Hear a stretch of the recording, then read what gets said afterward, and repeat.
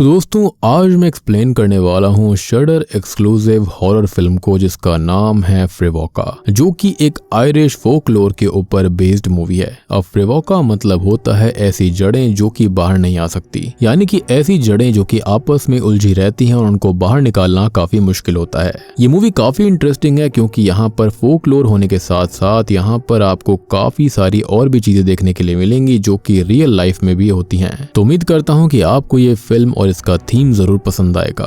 Ending जरूर देखिएगा तभी आपको सारी चीजें समझ में आएंगी क्योंकि थ्योरीज एंड में ही दी गई हैं। बाकी मैंने रिसेंटली एक्सीडेंटल एग्जॉर्सिस्ट फिल्म को एक्सप्लेन किया है, in case you missed it जरूर जाकर चेकआउट कर लीजिए, उसका लिंक आपको नीचे पिन कमेंट में मिल जाएगा। तो चलिए अब बिना किसी देरी के चलते हैं सीधा वीडियो की तरफ।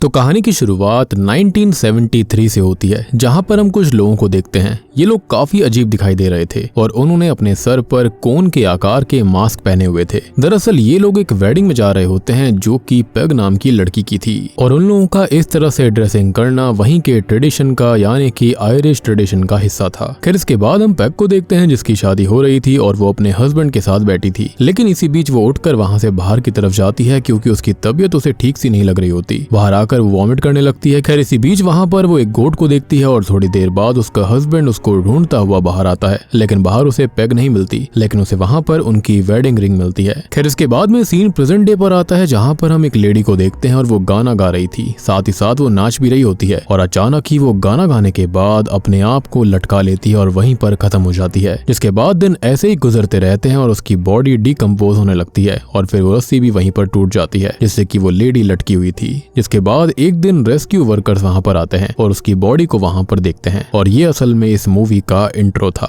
जिसके बाद सीन थोड़ा आगे बढ़ता है जहां पर हम शू और उसकी फियांसे मिला को मिलते हैं। यहाँ पर हमको पता चलता है कि वो लेडी जिसने खुद को खत्म किया था वो असल में शू की माँ थी। हालांकि उसे ये चीज परेशान करती है कि उसकी माँ ने खुद को खत्म क्यों किया और यहाँ पर शू और मिला शू के मॉम के अपार्टमेंट में आते हैं ताकि वो साथ में यहाँ पर रह पाए। अब रात को हम देखते हैं कि शू एक कुर्सी पर बैठ गई थी और इसी बीच उसके सामने का दरवाजा अपने आप खुल जाता है और उस दरवाजे में जीसस क्राइस्ट की फोटो थी, साथ ही साथ एक चमकती हुई लाल कलर का क्रॉस भी था, जिसको देखकर शू थोड़ा सा अनकंफर्टेबल हो जाती है और तभी मिला उसके पास आती है और यहाँ पर हमको पता चलता है कि मिला असल में प्रेग्नेंट है। खैर शू को कुछ भी ठीक नहीं लग रहा था इसलिए वो बाहर सिगरेट पीने आ गई। खैर तभी उसके पास एक मैसेज आता है जो कि उसके काम से रिलेटेड था। दरअसल वो एक केयर कंपनी में काम करती है और उसके पास काम था एक एल्डर वुमन का ध्यान रखने का जिसे अचानक से स्ट्रोक आया था। खैर अगले दिन मिला उसे बस तक छोड़ने जाती है, जिसके बाद शू बस में बैठकर निकल जाती है और उस बूढ़ी लेडी का घर असल में गांव के अंदर था जहां पर ज्यादा लोग नहीं रहा करते। खैर गांव के अंदर पहुंचने के बाद शू ड्राइवर को उसी बूढ़ी महिला के घर का फोटो दिखाती है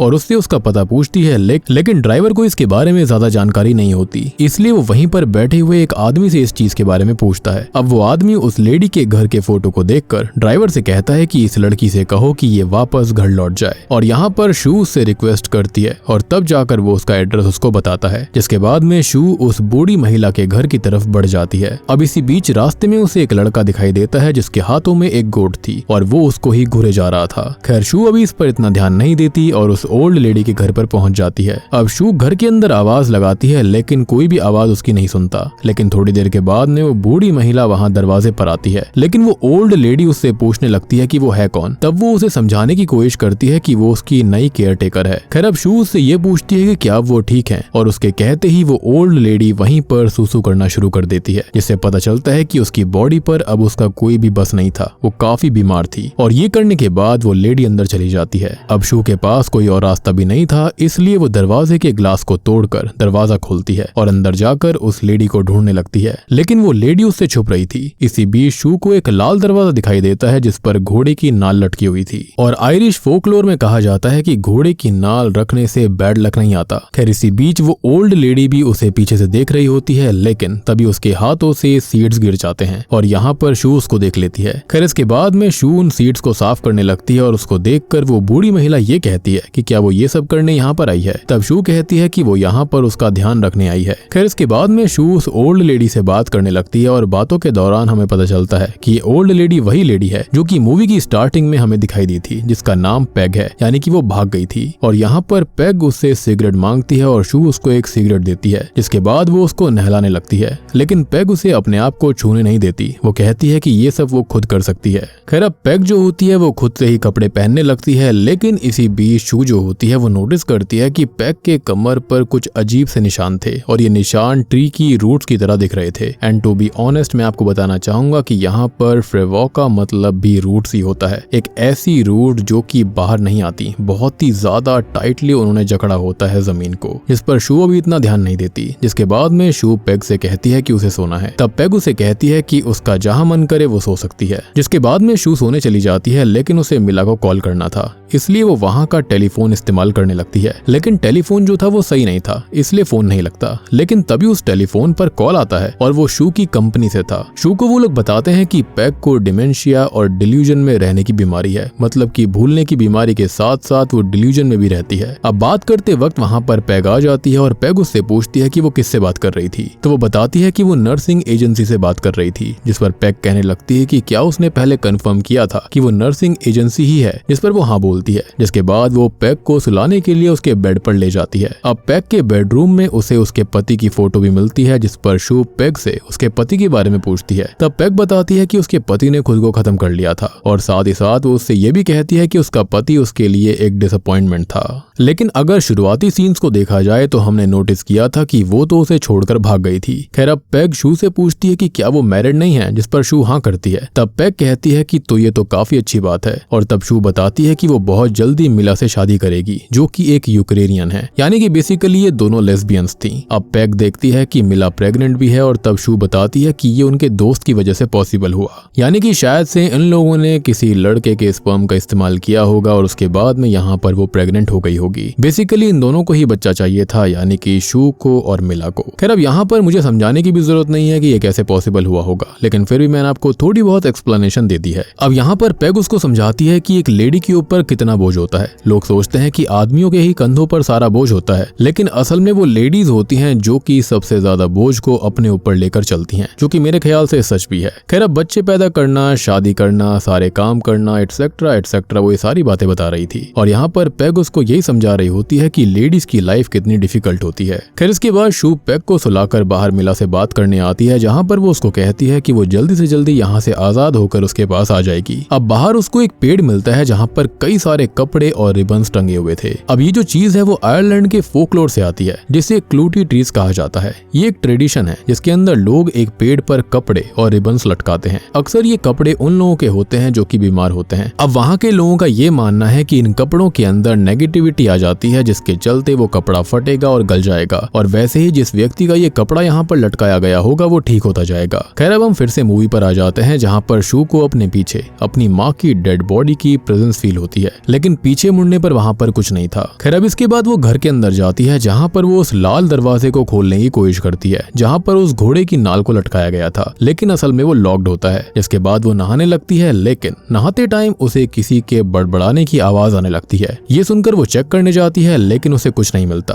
तब उसे दोबारा आवाज आती है और इस बार ये आवाज पेग के रूम से आ रही थी। वो जल्दी से पेग के रूम में जाती है, जहाँ पर वो तो सो रही होती है, लेकिन इसी बीच पेग नींद में पैनिक करने लगती है। तब शू उसे जल्दी से दवाई देकर सुलाने लगती है, लेकिन पेग कहती है कि उन लोगों को म्यूजिक सुनना काफी पसंद है और वो हमेशा ही म्यूजिक सुनते हैं। जिस पर शू पूछती है कि कौन लोग। तब वो बताती है कि असल में इस घर के नीचे एक और घर है और वहाँ पर रहने वाले लोगों को ये म्यूजिक काफी पसंद है। लेकिन शू जानती थी कि पेग को डिल्यूजनल होने की बीमारी थी, जिसके चलते वो इस पर इतना ध्यान नहीं देती।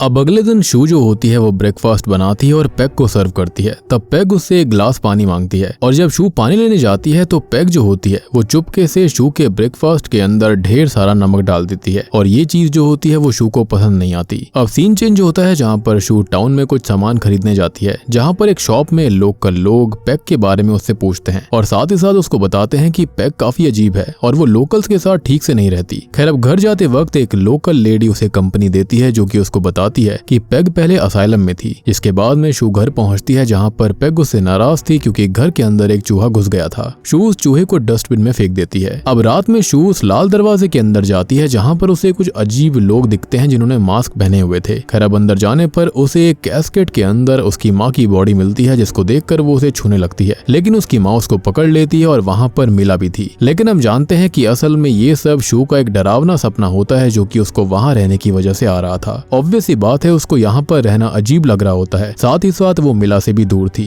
प्रेग्नेंट भी थी और सबसे बड़ी बात कि वो जो दरवाजा होता है उसको भी लेकर वो काफी क्यूरियस थी। साथ ही साथ अपनी माँ को खो देने का भी दुख उसको काफी ज्यादा था जिस वजह से उसको ये डरावने सपने आ रहे थे। अब इस सपने की वजह से शू नींद में पैनिक करने लगती है, जिसके बाद में उठकर वो अपनी दवाई लेती है और फिर पेग को चेक करने जाती है। तब पेग उसको कहने लगती है कि अगर उसने ध्यान नहीं रखा तो वो उसे और पेग दोनों को ले जाएंगे। अब शू जो होती है वो तो पेग की बातें सुनकर समझ रही थी कि ये सब असल में पेग डिल्यूजनल होने की वजह से बोल रही है, लेकिन यहाँ पर पेग काफी सीरियस थी और वो उसे उसके वेडिंग वाली रात की बात बताती है जब वो गायब हो गई थी। वो बोलती है कि उसने शादी की क्योंकि उसे वो शादी करनी थी। फिर शादी वाले दिन वो उसको ले गए। उनके ले जाने के बाद उसके हस्बैंड ने उनसे डील की ताकि वो उसे वापस ले आए, लेकिन उन्होंने उसको पनिशमेंट दी और जो स्कार्स उसके कमर में है ना वो इसी वजह से हैं और वो उन्हीं की वजह से हुआ था, यानी कि जो अजीब से निशान थे वो इस वजह से हुआ। लेकिन शू को तो अभी भी यही लग रहा था कि उसका हस्बैंड उसे अब्यूज करता होगा, लेकिन पेग कहती है कि ये उसके हस्बैंड ने नहीं किया और ये उन लोगों ने किया है जो कि नीचे रहते हैं। और शू के पूछने पर पेग बताती है कि नीचे एक पूरी फील्ड है जो कि खून से भरी हुई है। साथ ही साथ पेग उसको कहती है कि क्या उसे पता है पनिशमेंट क्या होती है। तब शू जो होती है उसे अपने हाथों पर निशान दिखाती है और ये निशान उसकी माँ की वजह से हुए थे। उसकी माँ उसे जबरदस्ती प्रेयर्स पढ़वाया करती और उससे गलती होती तो उसकी माँ उसका हाथ जला दिया करती थी। ये सुनकर पेग उसे इमोशनल सपोर्ट भी देती है और उसकी माँ के बारे में पूछती है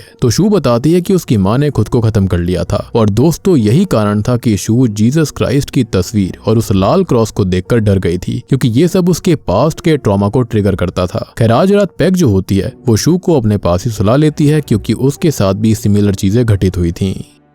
अब अगले दिन फाइनली शू उस लाल दरवाजे को खोलती है जो कि बेसमेंट का दरवाजा था। उसे खोलकर वो उसके अंदर जाती है जहां पर नीचे उसे कुछ फोटोग्राफ्स मिलती हैं जो कि पेग और उसके पति की थी और साथ ही साथ उसके अंदर न्यूज़पेपर कटिंग भी मौजूद थी जिसके अंदर लिखा हुआ था कि पेग वेडिंग वाली नाइट को ही गायब हो गई थी और गायब होने के बाद जब वो मिली तब उसका हस्बैंड खत्म हो चुका था। लोगों को शक था कि उसके हस्बैंड की जान खुद पेग ने ही ली है और ये देखकर वो थोड़ी सी हैरान रह जाती है क्योंकि यहाँ पर पेग ने सारी बातें उल्टी सीधी बताई थी। खैर ये सब देखकर वो थोड़ी सी हैरान रह गई थी जैसे कि उसकी गायब होने वाली बात, और ऐसा पेग ने शू को बताया ही था कि उसकी वेडिंग वाले दिन वो उसे ले गए थे। खैर इसके बाद अब वो वहां से जाने लगती है, तभी उसे वो ग्लोइंग क्रॉस दिखाई देने लगता है। खैर अब इसी बीच शॉकिंगली गाना गाते हुए एक लेडी आती है जो कि उसकी तरफ बढ़ने लगती है और वो उसकी माँ थी। ये देखकर शू डर जाती है और दरवाजा खोलने लगती है लेकिन दरवाजा नहीं खुलता। फिर वो थोड़ा स्ट्रगल करती है और दरवाजा खुल जाता है। ये सब देखकर वो काफी घबरा चुकी थी। खैर अगले दिन पेग के घर के बाहर एक बच्चा आता है जो कि शू से उसकी गोट के बारे में पूछता है। ये सुनकर शू उस पर भड़क जाती है और उसे भगा देती है। अब वहीं पर शू को एक पार्सल भी मिलता है जिसके अंदर उसे उसकी माँ की बिलोंगिंग्स मिलती हैं और ये उसे मिला ने भेजी थी जो कि उसे सफाई करते टाइम मिली थी। खैर अब ये देखकर शू को गुस्सा आ जाता है और वो मिला को सुनाने लगती है कि उसे उसकी माँ से कभी प्यार नहीं था, लेकिन ये मिला ने इसलिए भेजी थी ताकि वो इमोशनली उसकी माँ को याद करे। लेकिन शू उसे काफी कुछ सुना देती है जिससे कि मिला गुस्सा होकर फोन ही काट देती है। अब यहाँ शू काफी फ्रस्ट्रेटेड हो चुकी थी क्योंकि उस बक्से के अंदर उसकी माँ की वही ड्रेस थी जिसे शू ने बेसमेंट में उसकी माँ को पहने हुए देखा था। मतलब कि यहाँ पर शू भी डिल्यूजनल होती जा रही थी। शू उसकी माँ की ड्रेस को जला देती है, लेकिन अब शू आउट ऑफ कंट्रोल होते जा रही थी। वो मेडिकल स्टोर जाती है जहाँ पर वो पेग के नाम से पेग की दवाई लेती है जो कि पेग डिल्यूजनल होने की वजह से खाया करती, यानी कि अब वो उनको खुद खाने वाली थी। और अब शू जो होती है वो उन दवाइयों को कंज्यूम करना शुरू कर देती है ताकि उसको डिल्यूजन्स ना हो। जिसके बाद वो घर जाती है जहाँ पर केयर टेकर कंपनी से एक लेडी आई हुई थी इंस्पेक्शन करने के लिए, जिसे पेग भगा रही थी क्योंकि पेग को लग रहा था कि उसके लिए वो खतरा है। अब शू उसे अंदर ले आती है लेकिन पेग दरवाजा नहीं खोलती। तब शू स्पेयर की लेने जाती है। तब वो लेडी उस दरवाजे को अजीब तरह से स्मेल करने लगती है। खैर तभी शू वहां पर आकर दरवाजा खोल देती है, लेकिन जैसे ही शू अंदर आती है तब वो लेडी गायब हो गई थी और ये काफी अजीब था। शू को लग रहा था कि वो दोबारा से डिल्यूजन में है, लेकिन क्या उसके साथ पेग भी डिल्यूजन में थी? खैर इसके बाद सीन चेंज होता है जहाँ पर शू बेसमेंट में हिम्मत करके फिर से जाती है और पेग की फोटो एल्बम ले आती है ताकि उसे पेग के बारे में और जानकारी मिल सके। लेकिन वो देखती है कि पेग की एल्बम के अंदर उसकी माँ की न्यूज के कटिंग भी थी और ये काफी अजीब बात थी शू के लिए, यानी कि उसका पेग से कोई लेना देना नहीं था, तो उसकी माँ की वहाँ पर न्यूज़पेपर कटिंग होना बहुत ही वियर्ड चीज थी। खैर हम समझ पाते हैं कि उसकी माँ और पेग के बीच जरूर कोई ना कोई गहरा रिश्ता है। अब ये देखकर शू का दिमाग खराब हो जाता है, लेकिन इसी बीच बेसमेंट का दरवाजा बजने लगा था जिसे शू देखने जाती है। वो दरवाजा अपने आप बंद चालू हो रहा था और तब शू उसे बंद करने की कोशिश करने लगती है, लेकिन वो दरवाजा बार बार खुल जाया करता। अब इसी बीच पेग वहाँ पर आती है और उसको पता चल चुका था कि शू बेसमेंट के अंदर गई है और इसलिए वो उससे नाराज हो गई थी। वो ये कहती है कि वो कल यहाँ से चली जाए।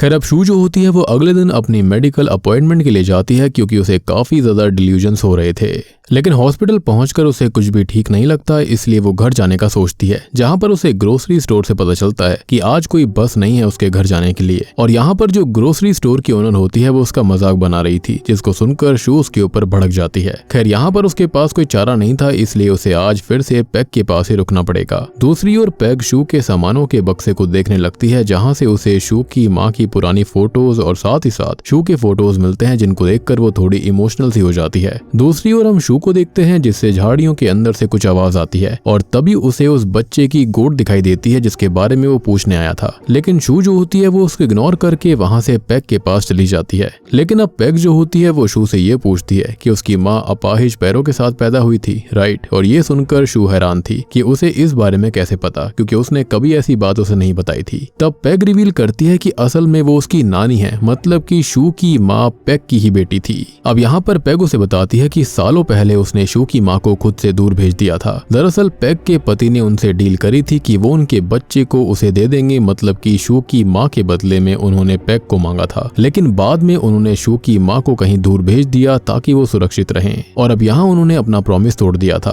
और अब शू की माँ के खत्म होने के बाद शू को ही वो ढूंढ रहे हैं। और हम ये भी समझ पाते हैं कि जिसकी पेग बात करती है वो एक कम्युनिटी है जो कि जमीन के नीचे रहती है, जो कि शायद डिमोनिक है। और शू काफी हैरान थी ये सब बातें सुनकर, और शू इस पर आसानी से विश्वास कर लेती है क्योंकि शू के साथ ऐसी अजीब चीजें वैसे भी हो रही थी। अब इसी बीच कोई बेल बजाता है, जहाँ पर शू फिर होल से चेक करने लगती है। तब उसे वही इंस्पेक्शन वाली लेडी मिलती है जो कि शायद उस कम्युनिटी की हो सकती है, जो कि रूप बदल कर आई थी। वो लेडी हरकत भी वैसे ही कर रही होती है और वो बार बार एक ही बात दोहराती है, जिससे कि ये समझ आ जाता है कि वो लेडी असल में उसी कम्युनिटी की है। अब यहाँ पेग कहती है कि ये सब ठीक करने के लिए उसे दोबारा नीचे जाना पड़ेगा, और इतना कहकर वो बेसमेंट के अंदर चली जाती है। वो वहाँ पर गाना गाती है कि तभी पेग को उसका पति दिखाई देने लगता है और तभी बेसमेंट का दरवाजा बंद हो जाता है। तब शू उस दरवाजे को खोलने की कोशिश करती है, लेकिन वो नहीं खुलता। फिर वो दरवाजा अपने आप खुलता है, जिसमें से पेग जख्मी हालत में बाहर आती है। वो कहती है कि उन लोगों को वो नहीं चाहिए, बल्कि वो लोग तो शू को ही चाहते हैं, यानी कि वो अपनी नातिन को बचाने के लिए, यानी शू को बचाने के लिए खुद की कुर्बानी देना चाहती थी, लेकिन ऐसा नहीं हुआ। अब शू पेग को संभालती है और वो शू से माफी मांगती है। अब पेग की हालत काफी खराब थी, इसलिए शू टाउन में हेल्प लेने जाती है, लेकिन किसी फेस्टिवल की वजह से पूरा टाउन खाली था।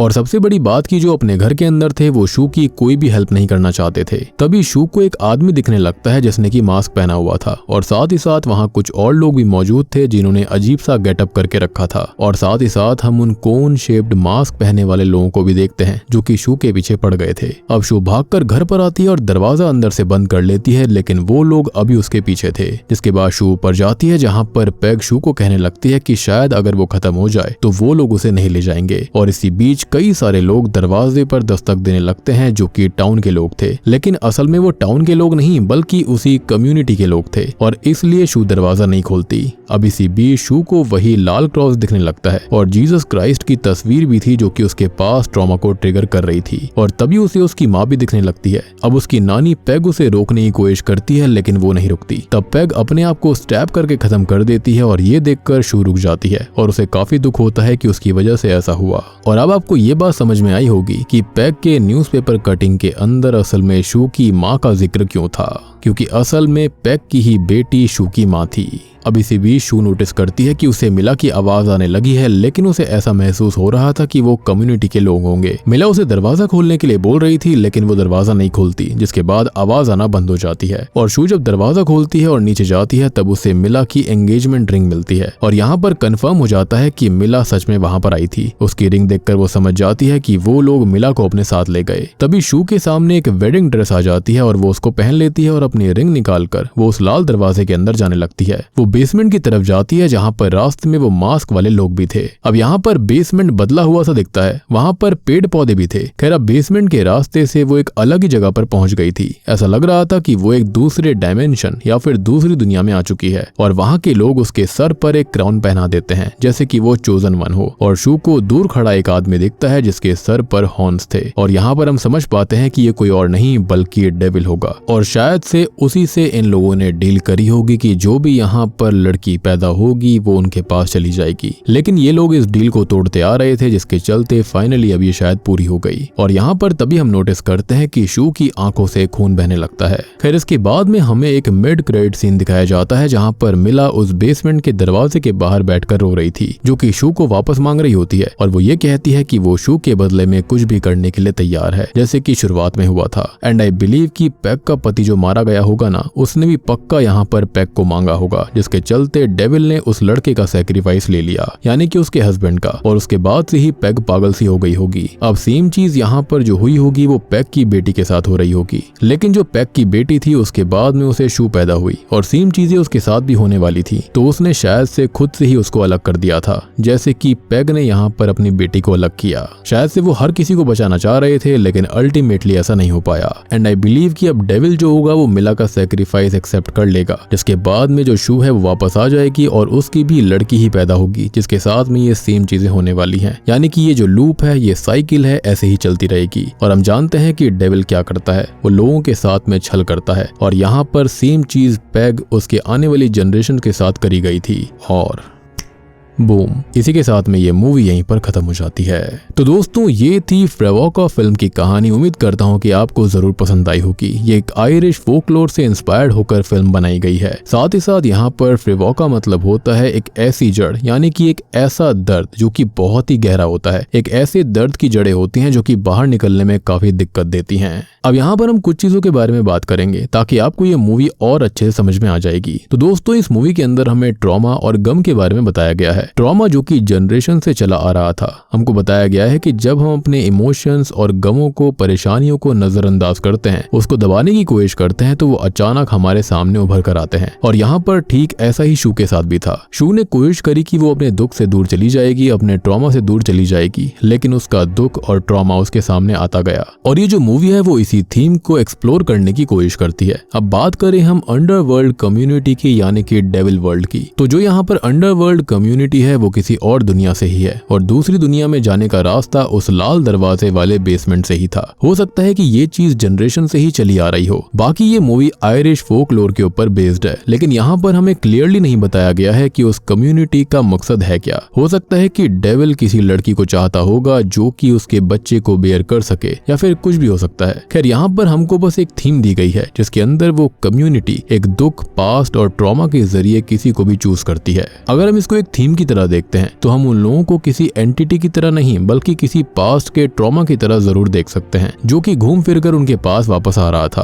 और हमने नोटिस भी करी थी कि यहाँ पर जो मिला और शू थे, उनकी भी आपस में काफी सारी मिसअंडरस्टैंडिंग थी। बेसिकली उनके आपस में रिश्ते इतने मजबूत नहीं थे, जिसके चलते हम यहाँ पर ये सारी चीजों को नोटिस कर पा रहे थे। या फिर ये भी हो सकता है कि यहाँ पर इस थीम के साथ साथ वाकई में डेविल और ये कम्युनिटी वाली बात सच होगी। ये जो गांव है यहाँ पर सारी चीजें बिल्कुल सच थी और इसलिए यहाँ पर शुरुआत में शू को कहा गया था कि वो उस लेडी पेग के पास में ना जाए। हो सकता है कि सभी जानते हो कि ये लड़की उसकी नातिन है और इनडायरेक्टली वो उसको प्रोवोक कर रहे थे कि वो वहां पर जाए ताकि उनको उनका रियल सैक्रिफाइस मिल पाए, क्योंकि अब तक यहाँ पर उन्हें रियल सैक्रिफाइस नहीं मिला था। खैर अब बात करें शू की मॉम ने खुद को क्यों खत्म किया, तो ऐसा पॉसिबल हो सकता है कि शू की माँ को भी यही लगा होगा कि यहाँ पर वो अपनी बच्ची को बचा पाएगी, जिसके चलते उसने खुद को ही सैक्रिफाइस कर लिया। अब बात करते हैं मिला के बारे में। तो आखिर में मिला को हमने हमने उस दरवाजे के सामने ही रोते हुए देखा था, विच मीन्स कि उसे इन सब के बारे में पता है और ये कम्युनिटी बिल्कुल रियल होगी, जिसका मतलब वो लोग सच में मिला को ले गए थे। इसके बाद शू ने शायद खुद को ही सेक्रीफाइस कर दिया, या फिर ये कहा जाए कि उनके हवाले करके मिला को बचा लिया। लेकिन अब मिला जो है वो यहाँ पर शू को बचाना चाहती है, जैसे कि यहाँ पर शुरुआत में पेग के हस्बैंड के साथ में हुआ था। तो शायद अब मिला जो है वो खुद को सेक्रीफाइस करेगी ताकि शू वापस आ जाए। और जैसा कि मैंने आपको बताया, ये लूप जो है, ये साइकिल जो है वो फिर से रिपीट हो सकती है, क्योंकि जो शू थी ना वो प्रेग्नेंट थी। और सबसे बड़ी बात कि ये जो एंटिटी है वो शायद मिला या फिर पेग को इसलिए चाहती थी ताकि वो उसे उसकी रानी बना सके। शायद यही रीजन होगा कि इसलिए उन्होंने उसे क्राउन पहनाया था। और जो आखिर में हमने हॉर्न्स वाला व्यक्ति देखा था वो डेविल हो सकता है, जो कि अपनी रानी की ही तलाश में था। और यहाँ पर फ्रिवोका शब्द मतलब मैंने आपको ऑलरेडी बता ही दिया है, उसका मतलब है रूट्स। मतलब कि ये मूवी हमको ये बताना चाह रही थी कि इस मूवी के जो कैरेक्टर्स हैं उसके अंदर जो दुख है वो बहुत ही ज्यादा जड़ से जुड़ा हुआ था, यानी कि इतना ज्यादा दुख उनके अंदर था कि वो उससे बाहर नहीं आ पा रहे थे।